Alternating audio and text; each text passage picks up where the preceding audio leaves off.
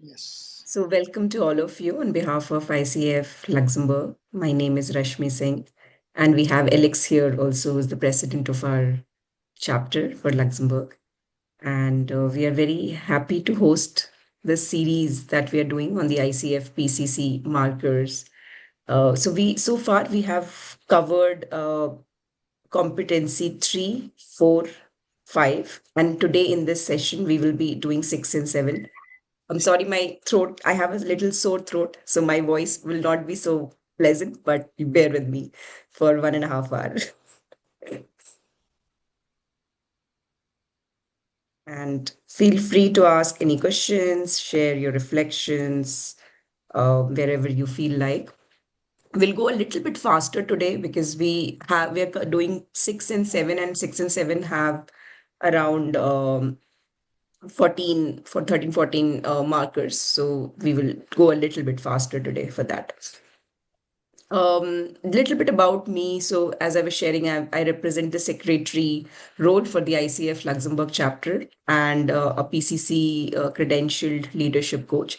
I also do assessment. So, I am an ICF PCC certified assessor. I work with a training institute to assess the ICF, ACC, and PCC recordings. And I also do mentoring for the coaches.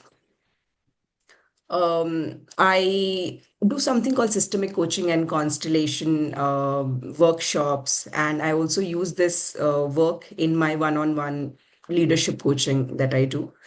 I also work with corporates for leadership coaching, so that's the other a big part of my work. And my background is in human resources, so masters in human resources, and over a decade of experience with various corporate industries and organizations. Happy to share and connect with all of you on LinkedIn. If you are present on LinkedIn, please, connect with me, and I'll be very happy to be connected with all of you.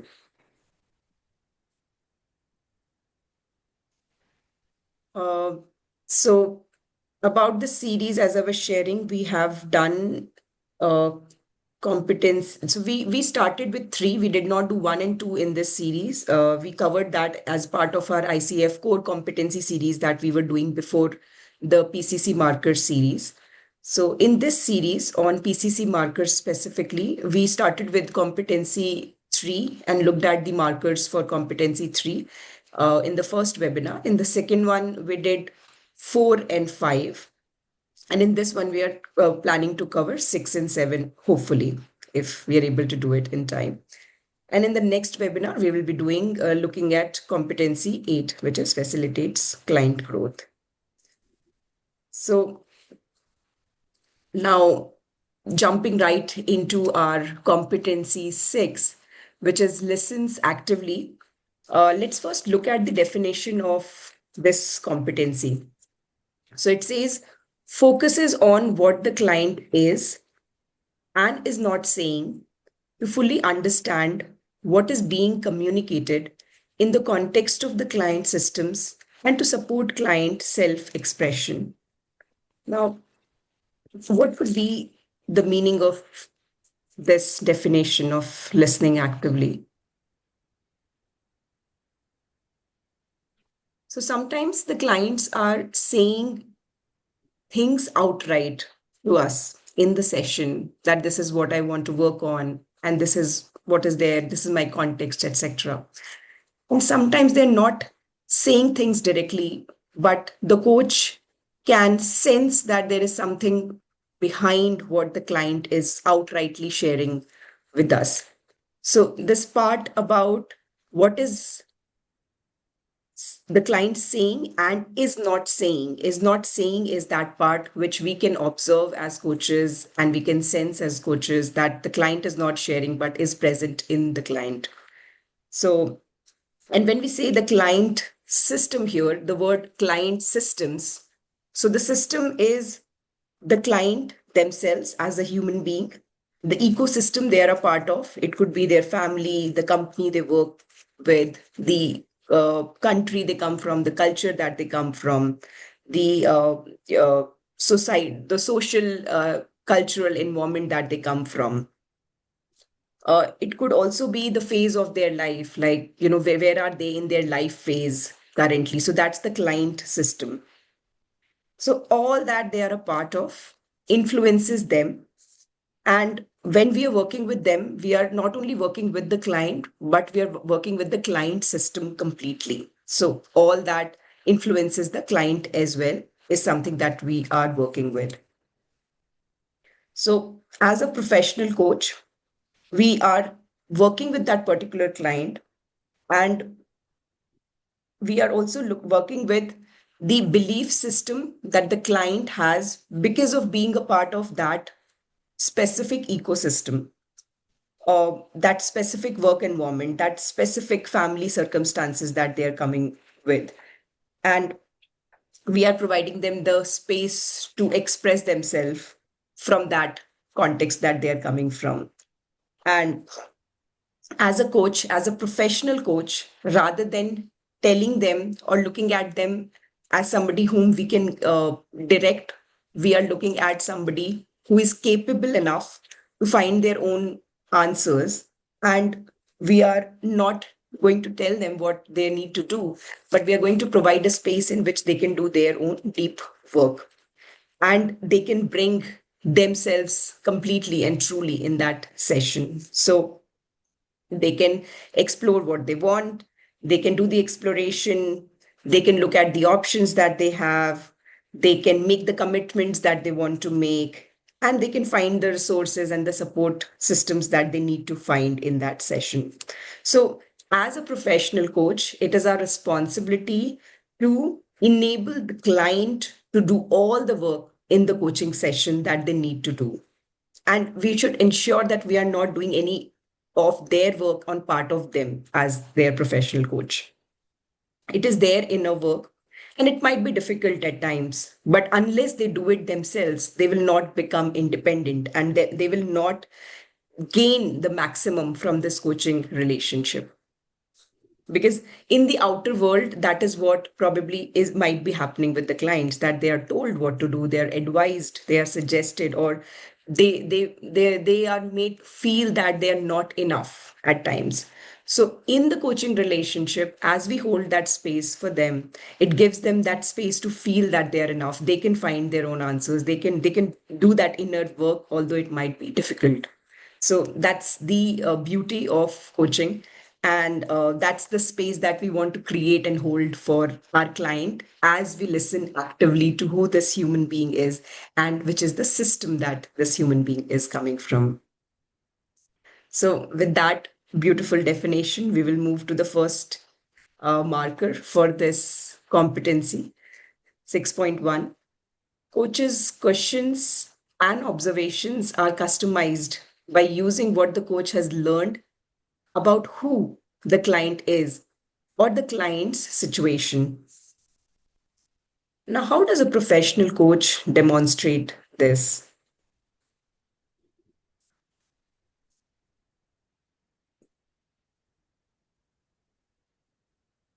So, as a professional coach, when we are coaching, we are constantly learning about that client as the client continues to share from their end about their topic, the outcome, their situation, their context.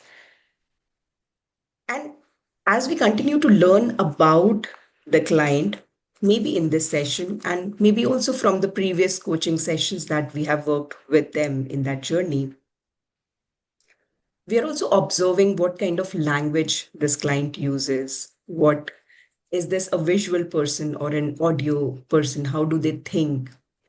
Uh, what do they relate with when they give their metaphors? Is this nature or is this more sports analogy? What kind of world do they relate to?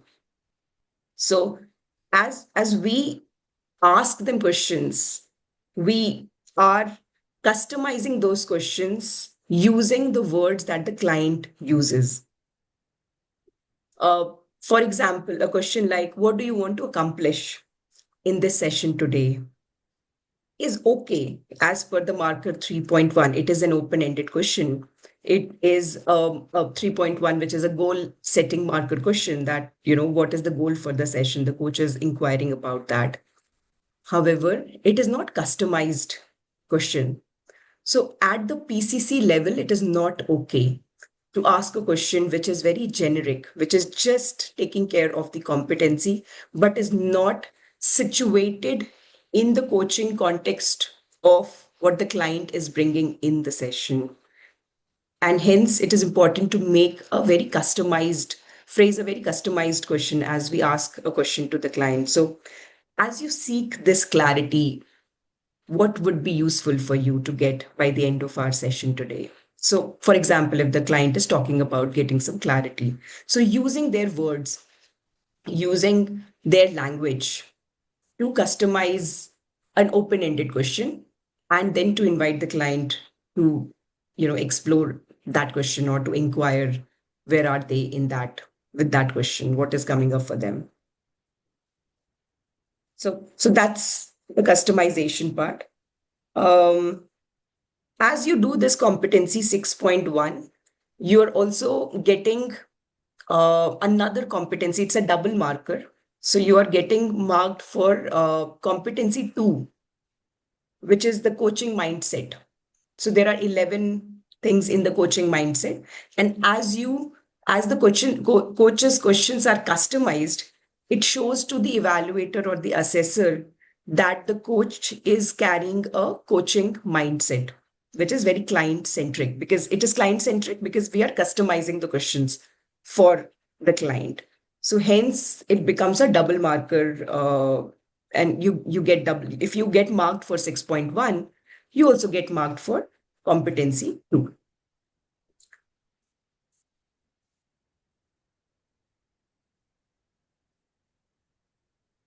And here the word that is used is observations. Coaches' questions and observations are customized. So, what does observations mean here?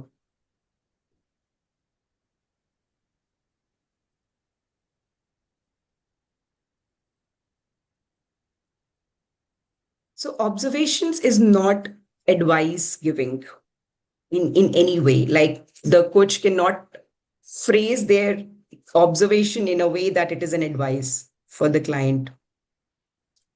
It has to be an observation about what the coach is observing in the client in that session. So, for example, it could be that, my observation is that every time you talk about this, your voice goes slow or your voice goes low. And I may be wrong in my observation. So the coach is not attached to their observation. When they are presenting their observation, you can present it with the client's permission. May I share an observation here with your permission? I'm observing that whenever you're talking about this, your voice is going down. And I might be wrong, but I'm wondering if there is anything here that is happening for you. So when I'm saying that I might be wrong, I am not attached to this. The client can say that, there is nothing here, Rashmi, and, we can just move forward. And I'm completely okay. I will not beat around the bush. I will not go, no, I definitely am observing this and here. So the coach is non-attached. They share their observation. They take the client's permission. They share their observation. They share it in a non-attached manner. And it is not an advice. It is something that the coach is observing, in sensing or observing in the session, in the clients, maybe also observing from the past session and is connecting from the past session. So how does this support the client when we do that?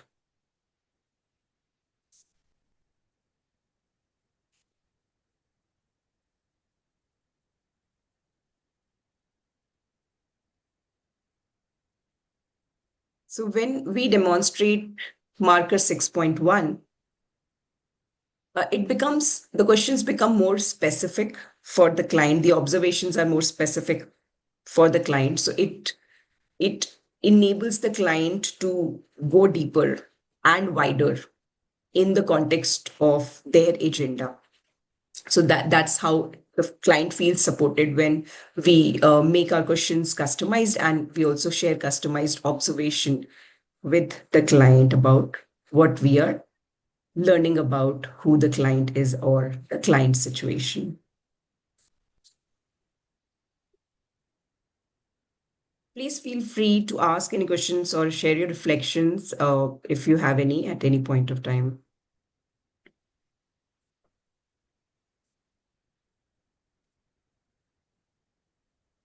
So the second marker here is 6.2. Coach inquires about or explores the words the client uses.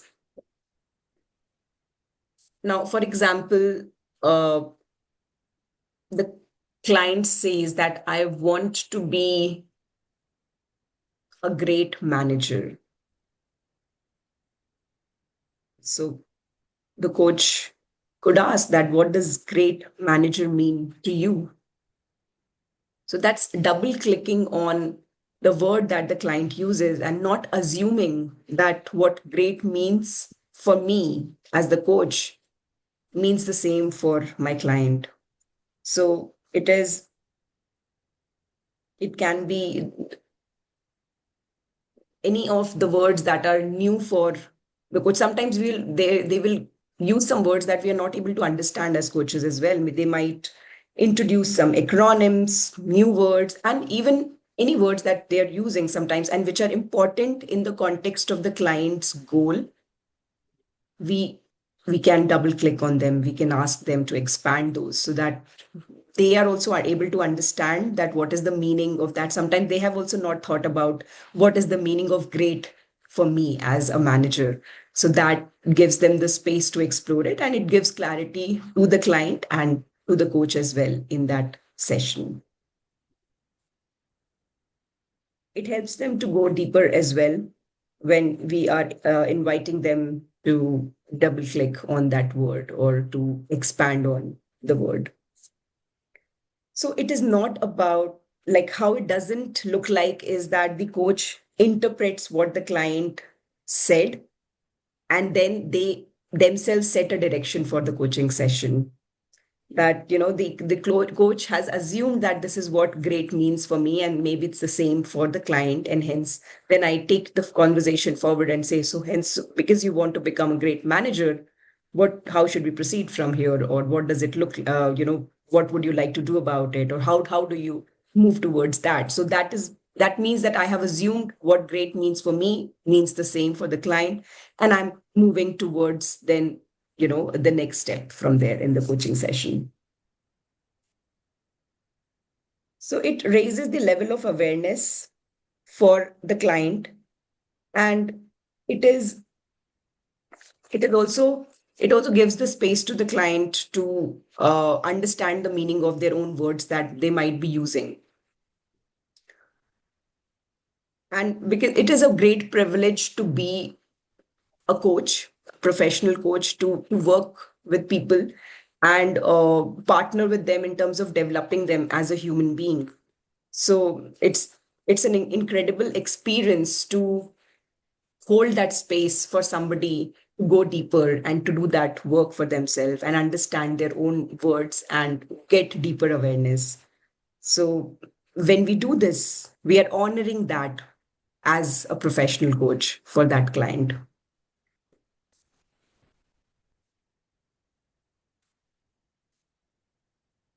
The next marker is 6.3. Coach inquires about or explores the client's emotions.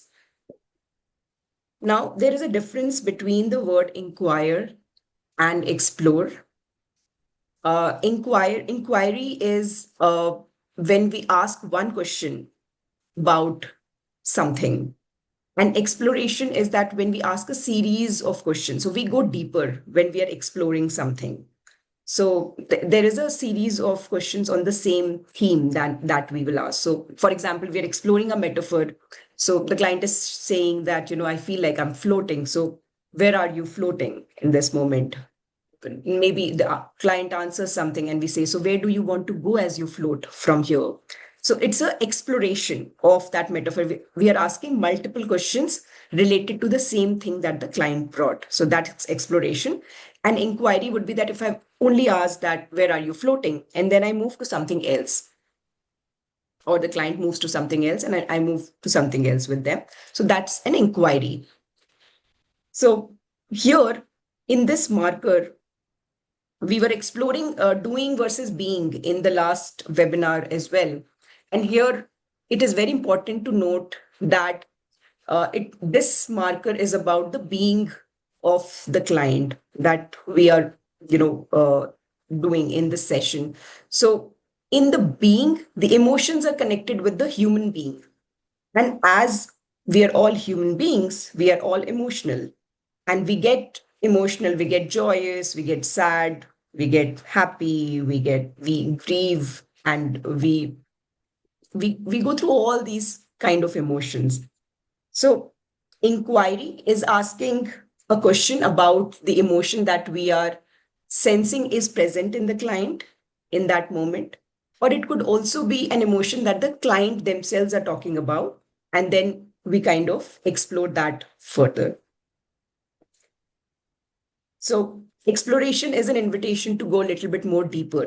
If they are sharing about some emotion, we are trying to understand, or what are they feeling, where are they feeling this emotion in their body. It could be a somatic exploration, and it could also be just understanding, how are they feeling as they feel this, where is this coming from, and what would they like to, what is the need behind this emotion, like where is this emotion coming from, which need, and what would they like to feel instead. So this would be an exploration of an emotion, and I'm doing a series of questions on just the emotion that the client is talking about. It could sound like, I'm noticing this is an emotional moment for you as you shared this. What's happening inside? This is an inquiry. Or sometimes when they share something and we're feeling that there are some emotions or feelings, we can say that, what emotions or feelings are coming as you shared this with me? So it is important to do our self work as coaches. And if we are dealing with emotions in the session, it is important to reflect on that we are not getting triggered in the session with our own emotions and connecting with something from our own experience. So, if that is happening, it is important for us to work on ourselves after the session or prepare ourselves before the session. And hence, we should be able to handle or manage emotions that are coming in the session in a very non attached way as a holding space for the client.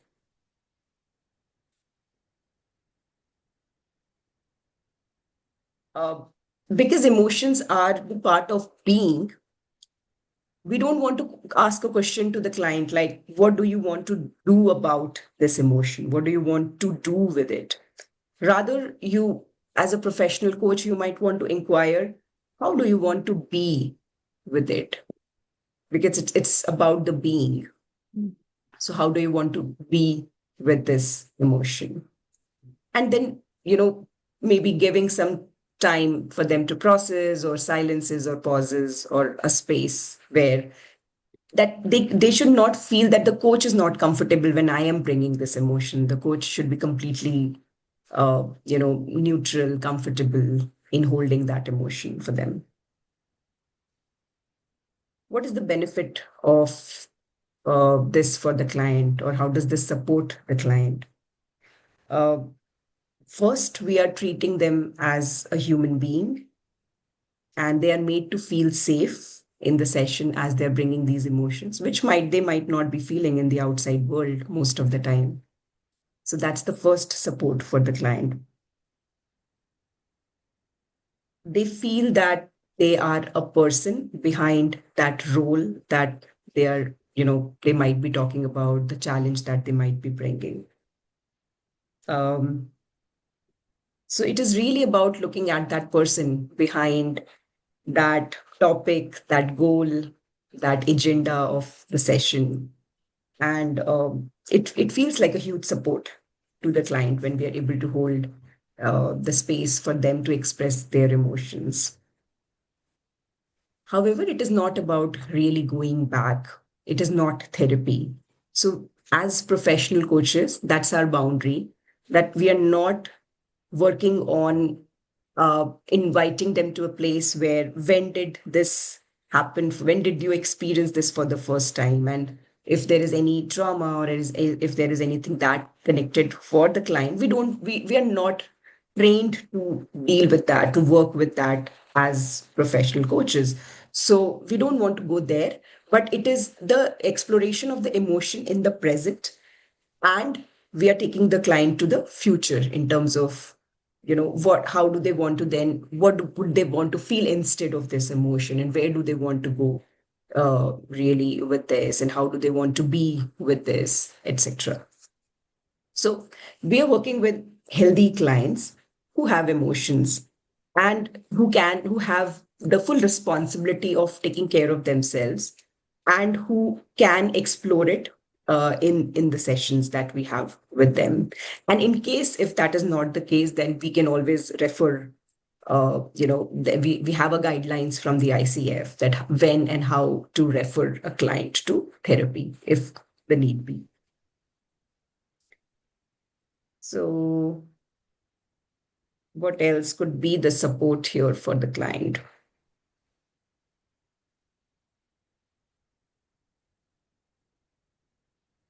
So with emotions, there is a higher level of awareness that comes in the client when they're able to uh, label the emotions that they are experiencing. It gives them the awareness of themselves better. And sometimes I do the somatic awareness for them as well, which is connected with the emotion, so they're able to understand where in their body they're feeling that emotion in this moment, and then what is that really telling them, if because our body has intelligence in our head, in our heart, and in our gut. So sometimes they get that with that emotion, where is that, they also get that understanding or insight from where is it in somatically present for them. Uh, so we'll move to the next one, 6.4. Coach explores the client's energy shifts, non-verbal cues, or other behaviors. So what is an energy shift, and how do we explore that?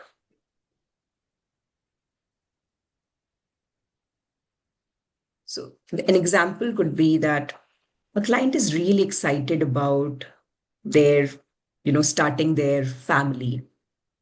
They're having a child. And as a coach, I'm able to observe that in their pitch. There is an elevation in their pitch as they share about it. There is an excitement in their voice. Their voice is faster paced than usual, and there is a higher vibration in their voice. So I might share that observation with them as they share this with me, that, this is what I'm observing, that your voice is so fast paced, and I can sense some higher vibration here. And I'm curious to understand what's happening for you as you share this with me. So, and it could also be the opposite of that, that they went through a recent layoff and their voice is really down, and there are huge challenges in their life, and they're sharing about that, and there is a lower energy that I'm observing in the client. So it could be anything. It could be a higher energy to going to a lower energy, or it could be a lower energy which is going to a higher energy, and that I am observing in the pace at which they are speaking, fast paced, slow paced, and vibration in the voice, their voice pattern, the tonality is changing. And that's what the coach is observing in the client. So, what are we noticing? And we are curious about what is underneath this energy change for the client, and we inquire about that. And as we do that, we hold a safe space for them to do this work, to also share. And it is also when we are sharing this observation, again, it is with no attachment. So it is our observation that we are observing in the client, and that the client has, they can decide if they want to go deeper and share about it, or they don't want to touch that space. And they might not wish to explore it, and that's completely okay with me as a coach.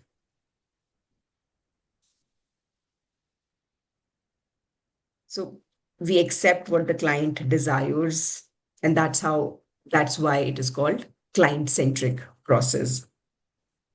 Um, so the non-verbal cues are could be the facial expression here that we are observing in the client. So the client is suddenly smiling, or they are looking somewhere, and they are moving their hands in a particular way. So these are all non-verbal cues and other behaviors that we are observing in the client. And we can bring that with their permission as an observation, and we can inquire about that. So we notice, we share with permission that observation, and followed by an inquiry, an open-ended question. So what's happening here for you? What's underneath this for you? What are you noticing about yourself here? So something like that. So notice, share, and inquire. And it should not be made up. It should be responsive in that moment to really what the client is bringing. Otherwise, it will not be useful for the client if this is done only for the sake of a marker or a competency. How this supports the client. 90 to 95% of the time, the clients are unaware of their energy shifts when they are speaking. So it's a great place of awareness for them when we bring that observation for them, and they really go, oh, I was doing that, and then they reflect on that, and then they share it. So most of my coaching sessions, I have found that it has been very useful for the client when we share that observation about the energy shift or non-verbal cues. And as we move more and more towards mastery, uh, picking up on their nonverbal cues, like change in the facial expression, or these energy shifts becomes more and more important, because the coach is really holding the space for the client to do this deeper work, and the client is doing all the work. So the coach's role is only to mirror the client and bring what they are really, sensing, observing in the client, and then letting the client do the work for themselves with that cue. So we'll move to the next one, 6.5. Coach inquires about or explores how the client currently perceives themselves or their world. This again is a double marker. So we also get competency two here when when the assessor gives and says that this marker is observed in a particular recording, because this is again very client centric, and it is about how the client perceives themselves or their world, and the coach exploring that. So coach is carrying a coaching mindset here. Uh, what does the word mean, themselves or their world? We will look at that a little bit. So their world would mean that it could be the systems that we spoke about earlier, that their immediate family, the country, the culture they come from. It could be the culture of the age range the client comes from, their life stage, and how do they perceive their world is important. So how does the client uh, currently sees themselves, and the client here would be that the color, the race, the gender, the sexual identity, again, life stage, they're raising a family or not, and the worldview that they carry for themselves. And for example, uh, if it is, uh, we were going through COVID time few years back. So how do the client perceive their world in that context? And it would have been different for different people, for coming from different context and worldview. So how does that relate to you and your work as the world is going through this pandemic? Is a question I can ask. And so it isn't, I'm not assuming that everyone is going through the same situation in this pandemic, but what is my client really going through in this? And how does then their work is affected because of this?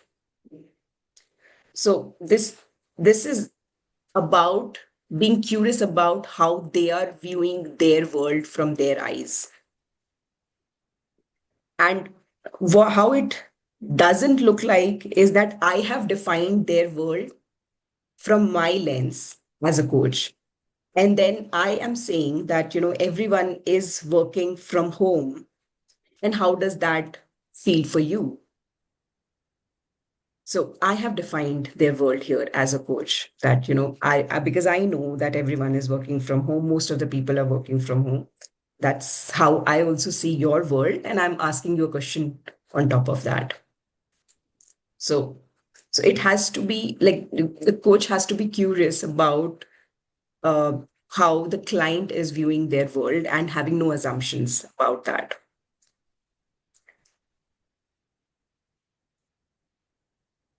Or a question like, everybody knows that you cannot travel right now and everybody is working from home.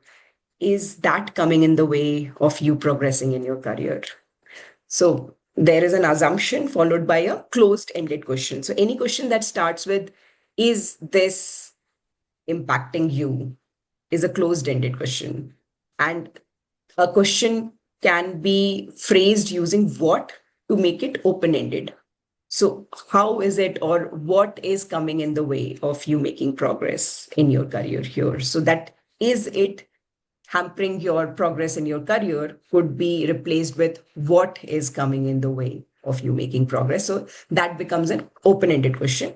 And here, the whole question was the question had an assumption that the coach started with an assumption that everyone is working from home, they cannot travel, so how is this impacting your work? So not having any assumption, when we are asking a question, we are curious about how the client is viewing their world.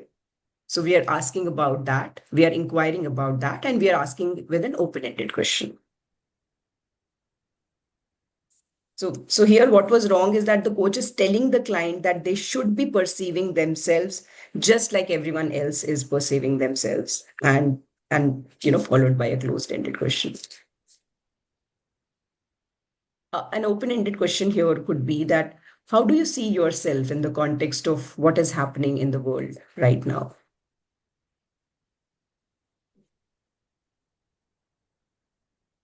If we start a question with, could you tell me more? It's not a very open-ended question. It can be answered with a yes or no. If I start a question with, could you tell me more, or tell me more about this? So we can ask the what questions most of the time and how questions sometimes.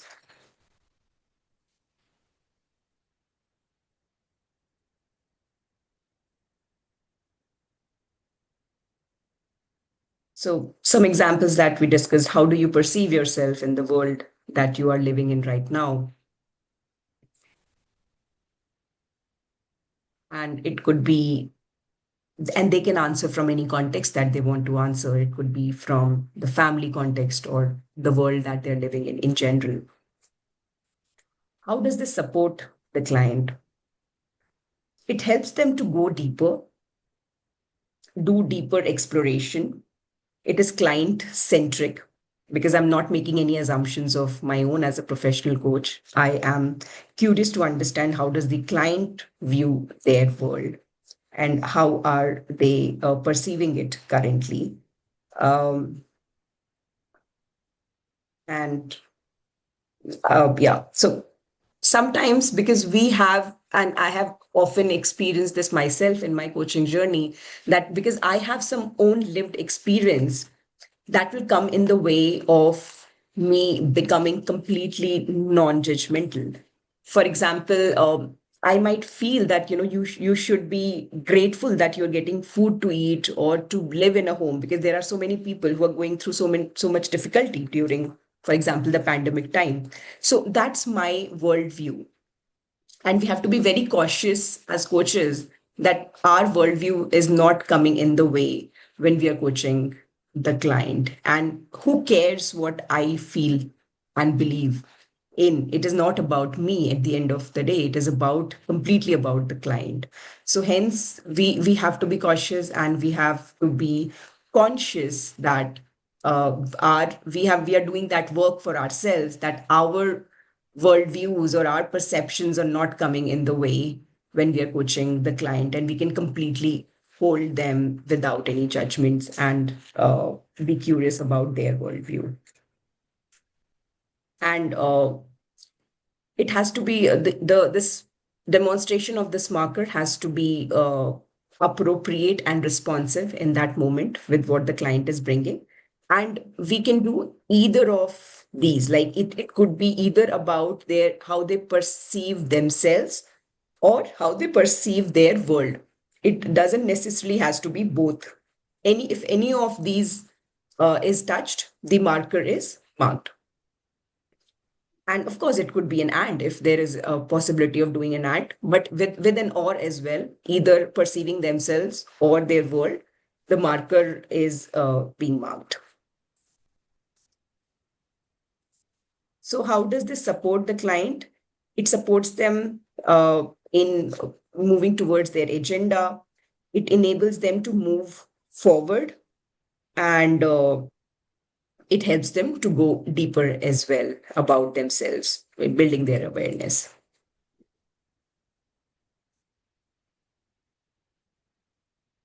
Marker 6.6 is coach allows the client to complete speaking without interrupting unless there is a stated coaching purpose to do so. Uh, so when I began my coaching journey, I often used to think that when is it okay for me to interrupt the client? Can I interrupt the client?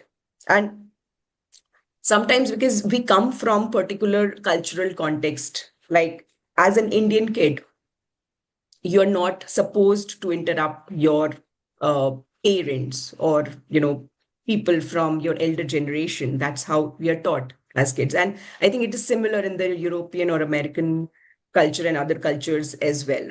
So as we then learn the coaching skill of allowing the client to speak without interrupting, there are also moments where we will have to interrupt the client. So, which are those, and how do we do that as professional coaches? Um, so, there are moments where what the client is sharing is not very clear to you as a professional coach. So, they said a sentence and you couldn't hear. They said can or cannot, and you are curious to understand what did they say. So you need clarity as a coach when you're coaching. So then you can interrupt them politely, and you can ask that, may I interrupt you here with your permission? I couldn't hear this sentence, and can you repeat it again? So it's okay to interrupt when there is lack of clarity. You could not hear something what the client said, or the client is going in loop. It's just going on and on and on and on. And the coach is observing that the client has gone on a tangent and they are not on track in terms of the focus for the session, as per the session's goal that they brought. So it is okay to interrupt the client. So may I interrupt you with your permission here? This is what I'm observing. As you're sharing about this, I'm wondering how does this connect with your goal of XYZ? So you bring them back, you invite them to connect with what they're sharing with their goal, because sometimes as they are speaking, they are not able to notice that they have gone off track. And it is, as the owner of the process, as the professional coach, it is our responsibility to keep the session on track. And hence it is absolutely okay to interrupt the client. So hence, if you see, there is a word here, then there is a stated coaching purpose to do so. So it is okay to interrupt when there is a stated coaching purpose, and that coaching purpose is that frame in which, the container in which that coaching session is held. And it is important to hold that container as coaches. That is completely our process and responsibility to hold that process. So that's okay when we have to interrupt the client for that. So that the assessor or the evaluator will observe that the coach has interrupted the client for a stated coaching purpose, and that's okay.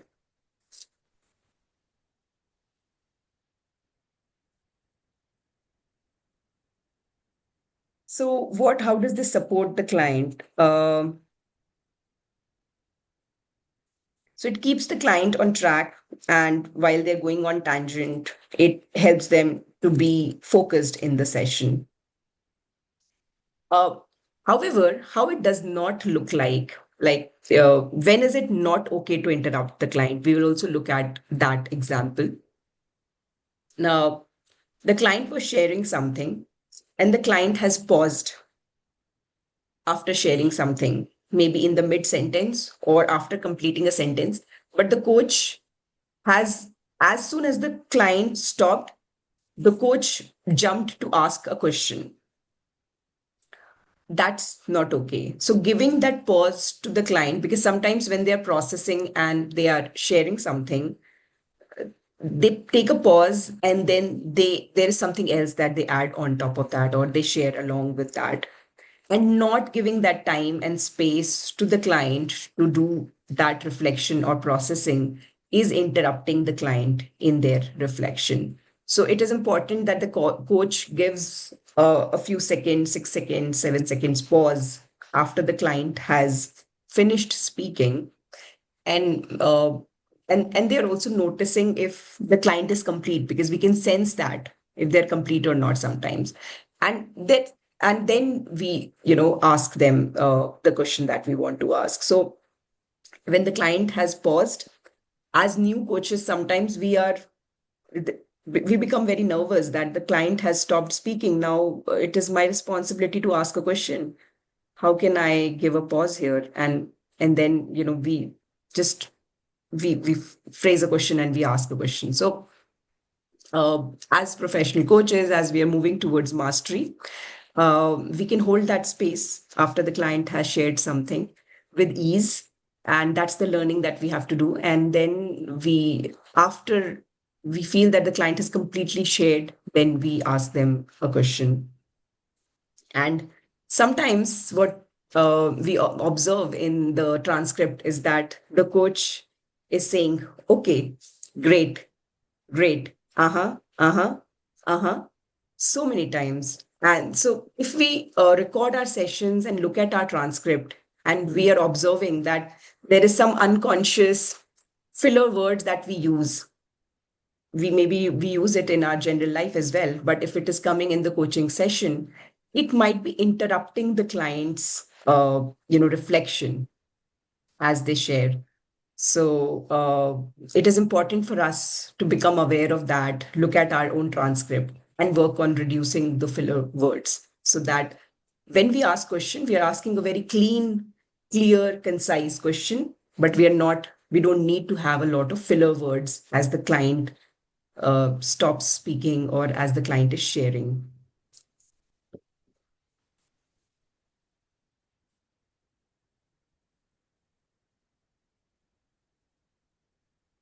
Marker 6.7. Coach succinctly reflects or summarizes what the client communicated to ensure the client's clarity and understanding. So, what does the word succinct means?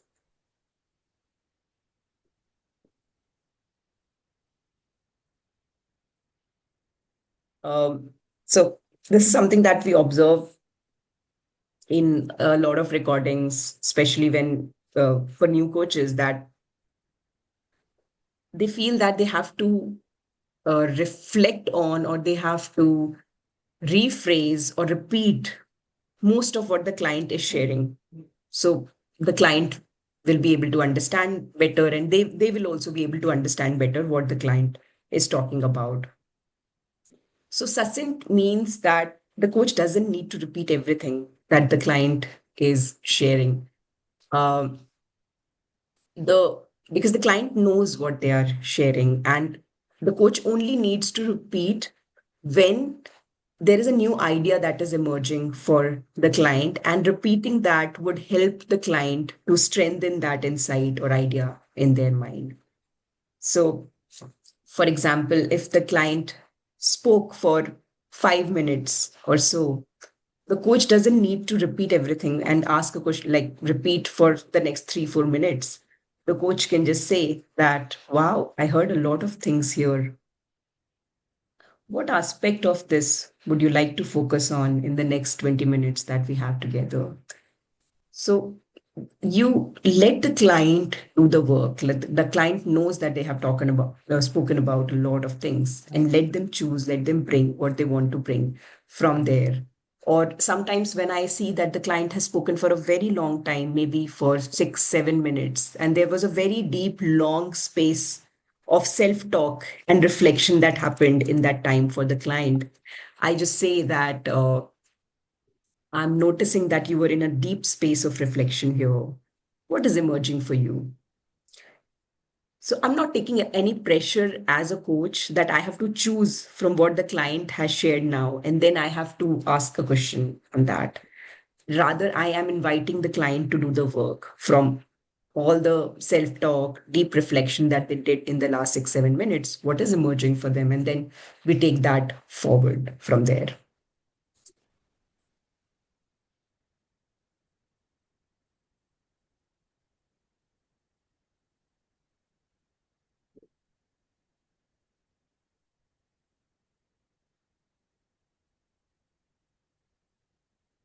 So, this way, the client is doing most of the talking and reflecting, and the coach is holding the process. The coach is keeping the coaching session on track, in focus. So, they are bringing that focus for the client with their questions, they are connecting it with their goal, they are they're keeping the focus on what the client needs to accomplish in this session. And this way, it supports the client to stay on track, and allows the client to go deeper. And this way, the coach is 100% present for the client in that work as well.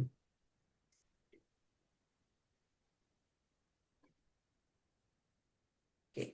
So with this, we are moving to the next competency. Competency 7 evokes awareness. The definition is facilitates client insight and learning by using tools and techniques such as powerful questioning, silence, metaphor, or analogy. So there is absence of the word advice here. So because in professional coaching, we do not give any advice. So all of this is about creating a space for the client to do all the work.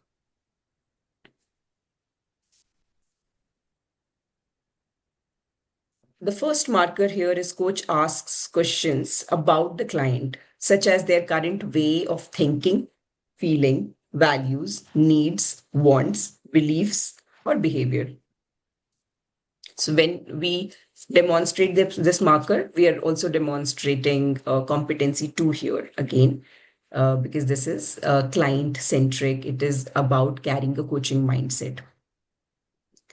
Uh, and with these words, it is about current thinking. So here, what is in bold, what you can highlight for yourself is this is about the current way of either of these. So the inquiry could be about the current thinking, current feeling, values, needs, wants, beliefs, or behavior. Any of these in the situation of what is happening currently for the client.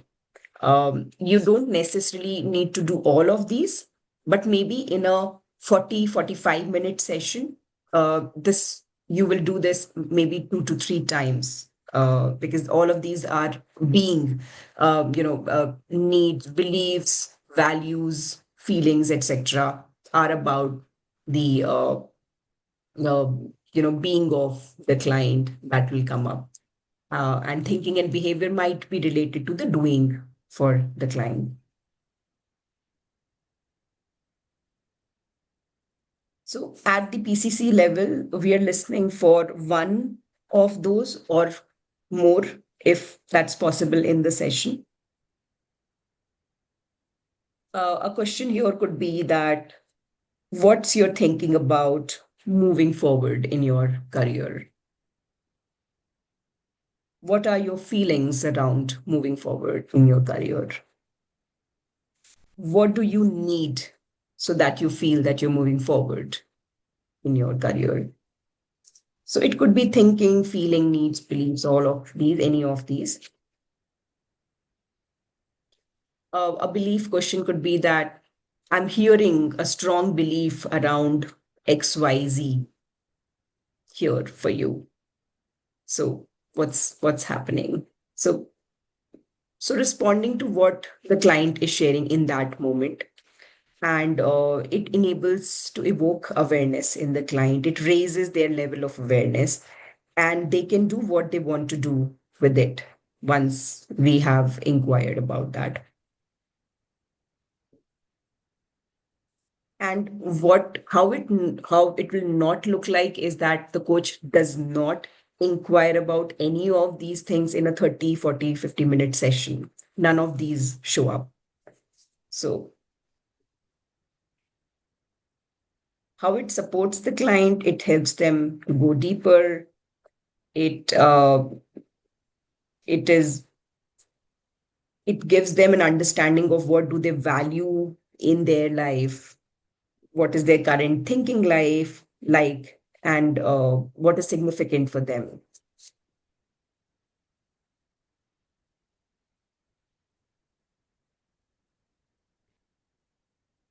And hence helps in the forward movement in the session when these are inquired.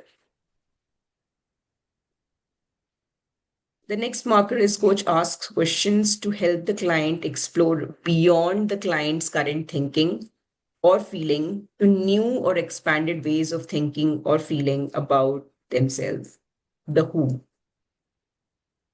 So here, think differently or feeling differently about the human being that's behind the client is important. So a question could be that if you are the star in your movie, who would you be? So inviting the client to think from a very different perspective than what is their current thought process that is going on.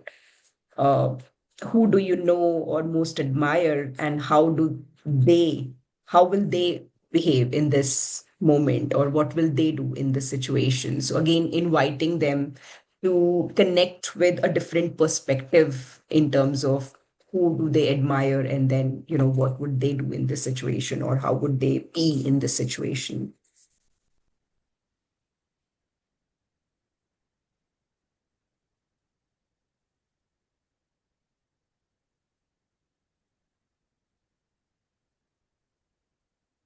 So it is about looking at the core self of the client, their purpose, their values, and maybe using those as well in the session to do the inquiry.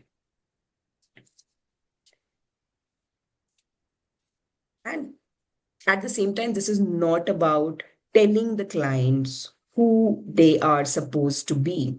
For example, you're supposed to be courageous. what would a courageous person do in this situation? It's not about telling them what they are supposed to do or how they're supposed to be, but it is about inviting them to think about what they can do differently in this situation as they connect with a different, perception of looking at their situation from somebody else's maybe shoes or lens as well.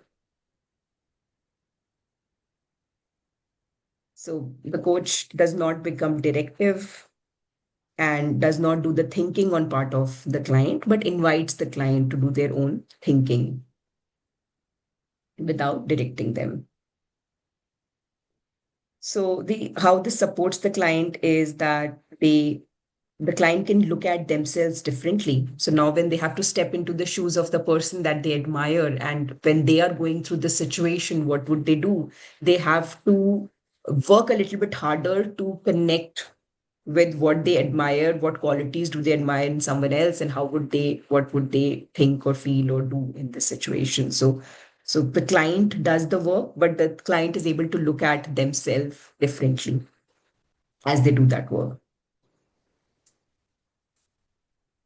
So we are supporting the client to widen, broaden, deepen their own process and agenda as we do that.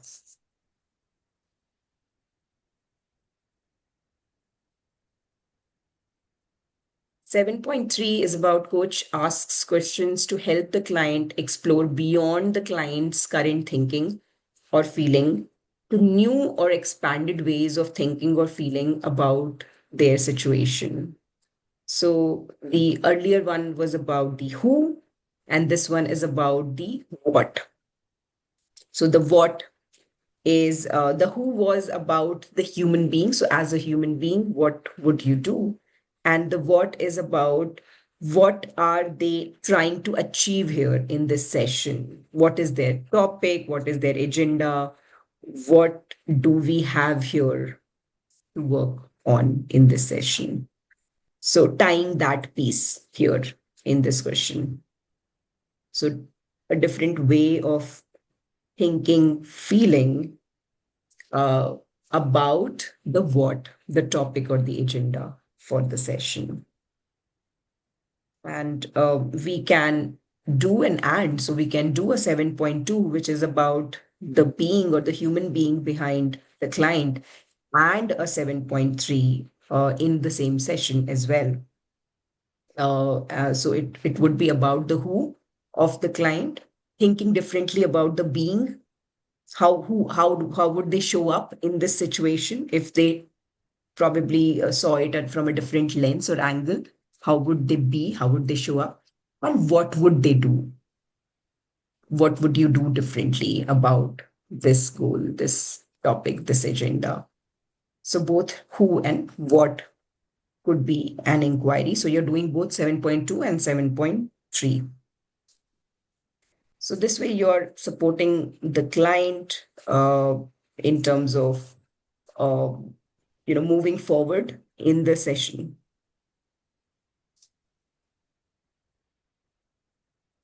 So a question here could be that if you walk in their shoes, anyone that they admire in the same way that we were exploring before, what would he or she do? So in the previous question, you were trying to understand who would they be, how would they show up in that. And here you're trying to understand what will they do? What will they do in this situation if you were to step into the shoes of this person that you admire? So the difference is that where there how were they being, so what values they were bringing, or how what mindset were they having when you were connecting with that person, what mindset would they operate from, or what feelings or what way of being would they be in. And here you're trying to understand what would they be doing in this situation.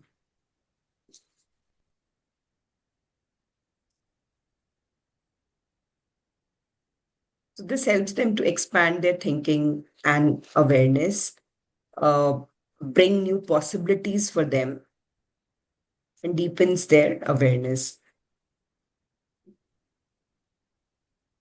And a question here could be that if you were to change the role, the client is bringing something, the client is the leader of a team. That's the context.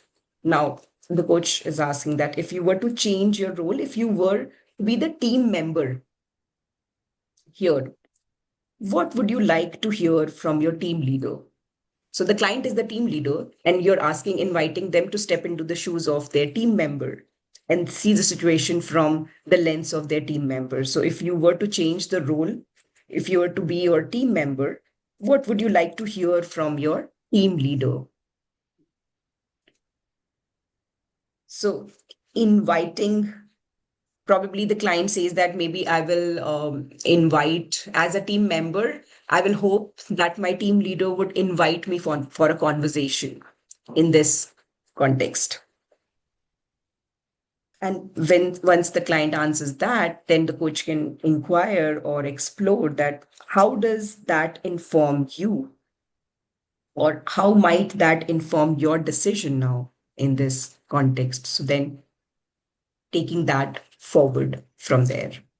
So supporting them to be more uh, confirmed, be more informed about the decision from another lens, from a different perspective. But they do the thinking. We are not directing them, but we are inviting them to think from different perspectives.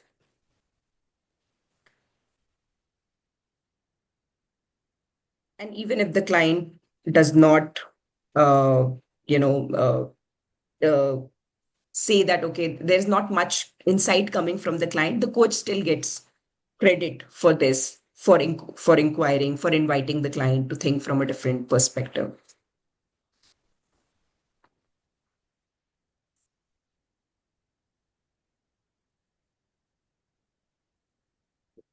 The next marker here is coach asks questions to help the client explore beyond current thinking, feeling, or behaving towards the outcome the client desires. So 7.2 was about client as a human being, the thinking, feeling differently. 7.3 was about the client's current situation. And 7.4 is about the desired outcome. So, thinking and connecting the client to the desired future, the desired outcome. So, in this marker, you're inviting the client to connect with that desired future self when maybe their outcome is achieved. How would you be feeling in 3 months from now when the team has achieved this success that the client is talking about in this session? Uh, so it's a forward thinking, forward focus. So inviting the client to go into the forward desired state and then look backward to the current state and decide what they need to do here now in order to go to that future forward desired state. So, this is an invitation to move beyond the current thinking and connect with the future desired self, and then do the work now in the current situation coming back here. This is one of great questions and can be asked in most of the sessions, because it is always useful for the client. Most of the time they're bringing a desired state or outcome that they're talking about. So once they get this opportunity to connect with that desired outcome or state, it is always useful for them then to work now in the present to move towards that. So it brings that different perspective and the connection with the desired outcome for them. How it supports them, it almost becomes from a single dimension to three-dimensional, because now they have imagined, they have connected with their desired future self and desired outcome. And so now they feel more motivated, and they have more understanding of what needs to be done in the current context. So it's a great tool for evoking greater level of awareness, and it serves the agenda for the client as well.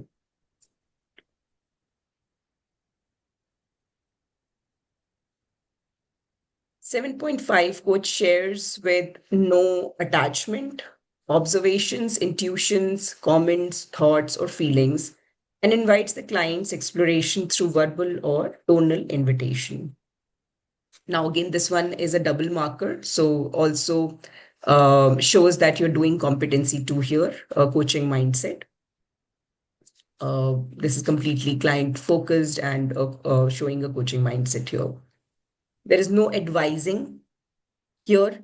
The word observation here doesn't mean that the coach shares any advice from their end to the client. It is about sharing clean intuition, observation, sensing, noticing, feeling to the client from what the coach is sensing. But this is in no way advising uh, to the client here or directing the client. So the coach holds that responsibility here, that and if they are doubtful, they should think twice before sharing an observation if it in any way it is advising or it is going to direct the client. So it is the coach's responsibility to share the observation, intuitions, comments, or feelings which are clean. It is purely coming from what they're noticing in the client and from what they're observing in the, which is coming from the energy that they are sensing in the client and the thoughts and feelings that they are noticing in the client. So what happens here? It happens in three steps. The first is the coach is noticing what's going on in the client. The second one is that the coach is making a statement, not a question, but a statement about what they are noticing in the client. And then the coach is inviting the client to explore that. An example could be here's a feeling I'm getting as you are sharing this. If I was a member of your team, I would feel I have no room for negotiation here. It would almost feel like a dictatorial mandate to me. What's going on, if anything, as I share this with you? So, the coach is sharing an observation about how a team member might feel in that situation when this client, who is a team leader, is, sharing about whatever context they are talking about. So, it's a very clean observation or sensing or feeling that the coach is sharing, but it is not something that is an advice here or directing the client. And the coach is saying that I might be completely wrong. It's my feeling. I'm sharing my feeling here, and I might be completely wrong. This is what I'm feeling. And if this doesn't resonate, we can just move forward. So there is no attachment to that observation or feeling or noticing or sensing. I am labeling it as mine, and I'm sharing it with the client, and I'm making it clear that they have no obligation to take that and reflect on that. If it doesn't resonate with them, then we can just move forward. They don't have to take it from me. So another way could be, I usually, when I share any observation, I take the permission. So may I share something that I'm noticing here with your permission? I take a pause, I let the client say yes, and then I share it. So basically, I'm doing a framing here because the client was sharing something. I am inviting the client to uh, to pause in that, like after they have shared, and I am bringing something here from using myself as an instrument there.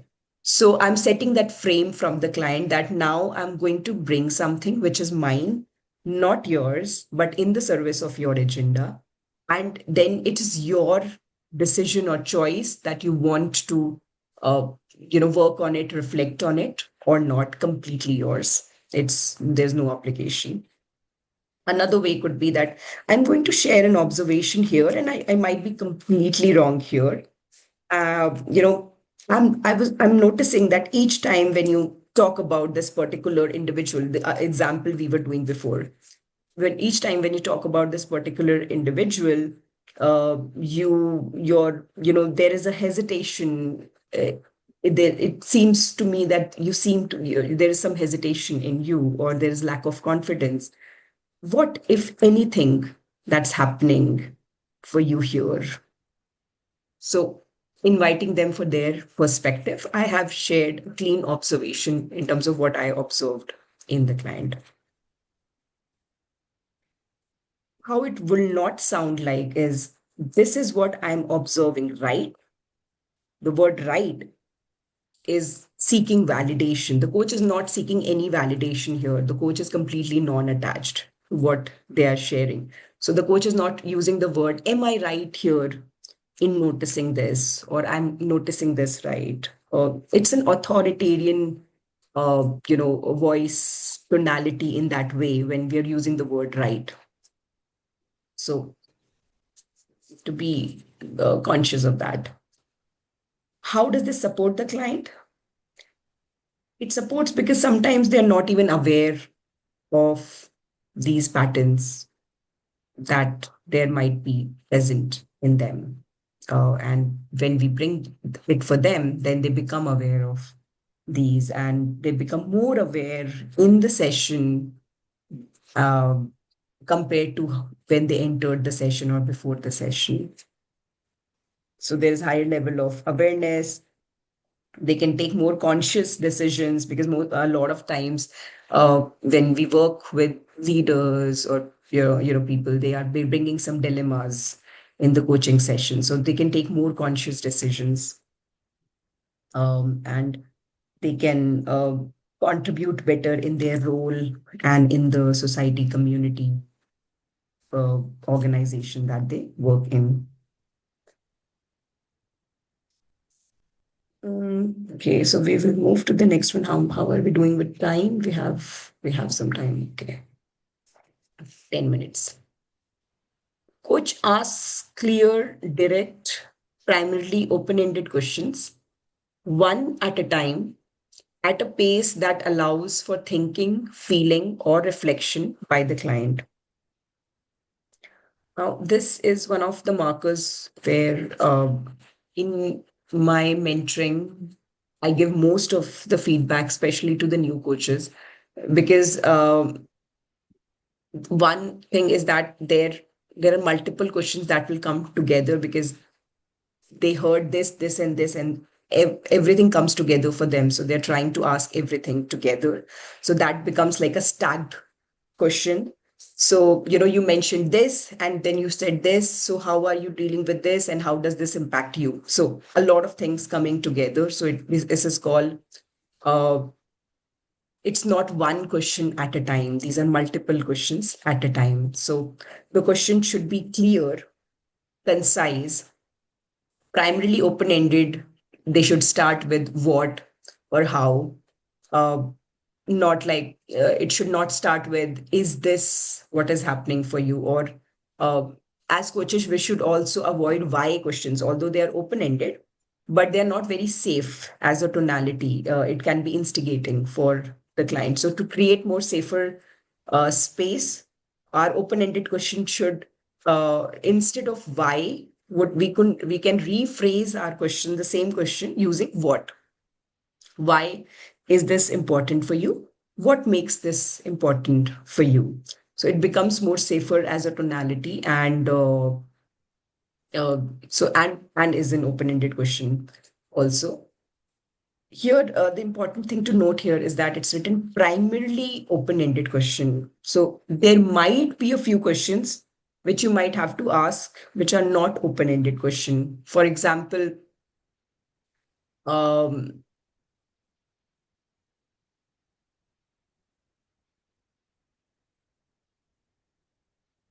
A question could be that, are you willing to commit to this? So when you're facilitating growth and you want to understand from the client the answer in yes and no, you have to ask that in an closed-ended way, because that's the purpose for the coach, and the it is a stated coaching purpose. There is a stated coaching purpose behind it, that the coach is inquiring the client about something that they will commit to or not uh, in this session. So there could be a few questions, like 85 to 90% of your questions will be open ended. There might be 5 to 10% questions that might be closed ended, where there is a stated coaching purpose to do that in a closed ended way.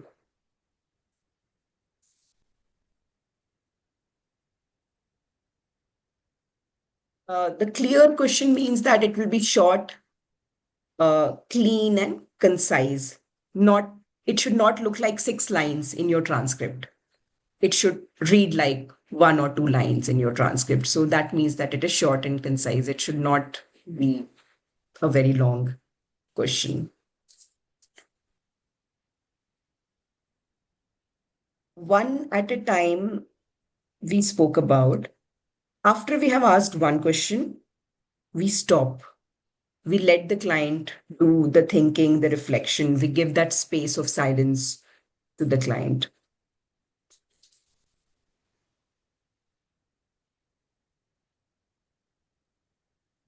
Work. Okay.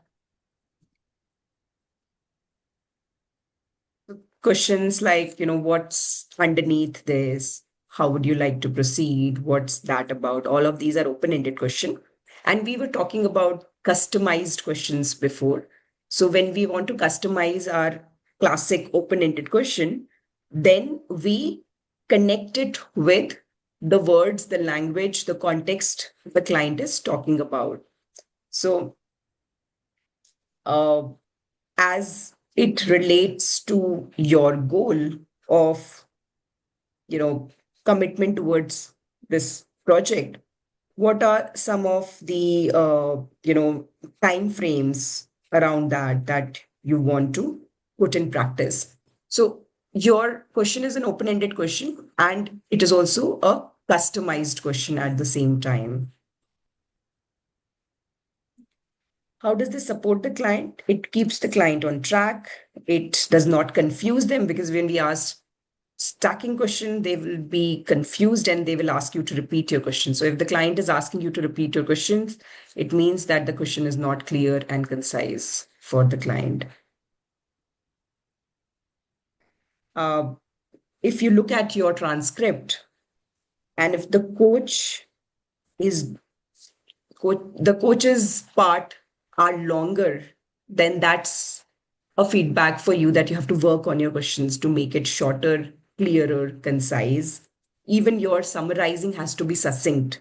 It should not be very, very long. And the client has done most of the talking. So 85% to 90% of your transcript should be the client doing the talking. And only the remaining should be the coach's part. And when we do that, there we can achieve miraculous results in only a 30-minute conversation if the client is allowed, if the client is given the space to do all the talking and reflection.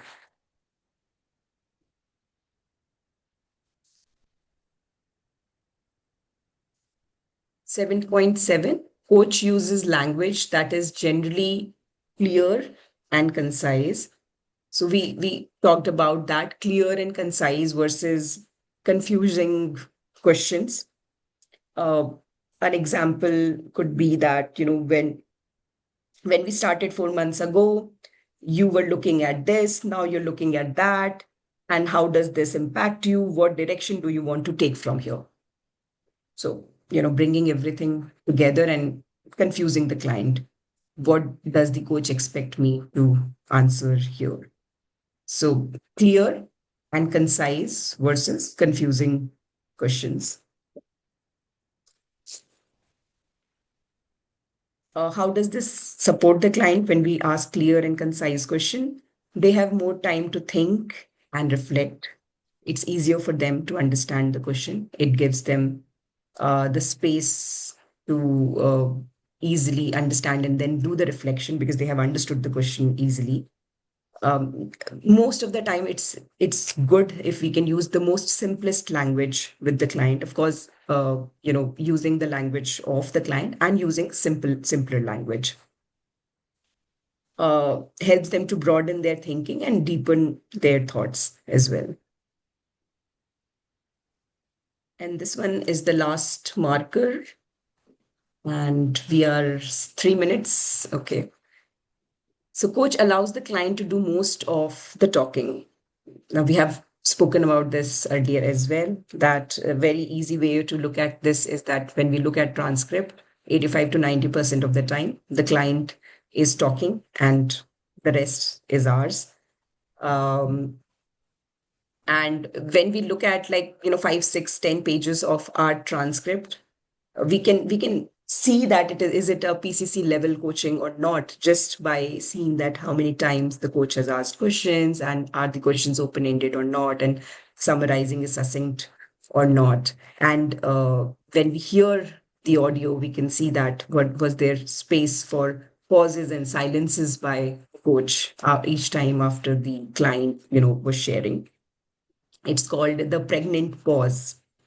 So, the client shares something and then they pause, and how the coach holds that space of pause and silence.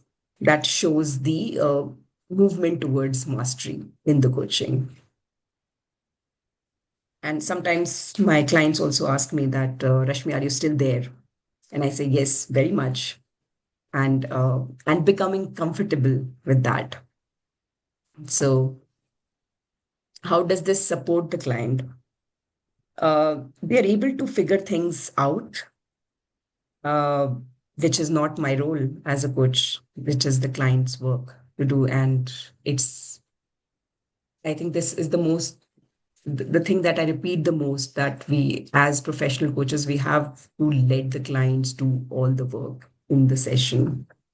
And our role is only to hold that container and the process.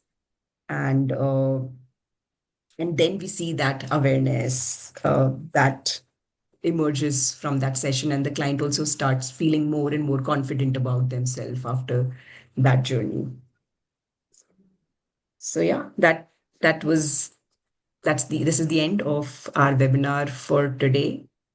If there is any questions, any reflections, feel free to share here or later. I'll be posting the recording, and we will be sharing this with all the participants, and we'll also be sharing the CCUs for all the participants for today.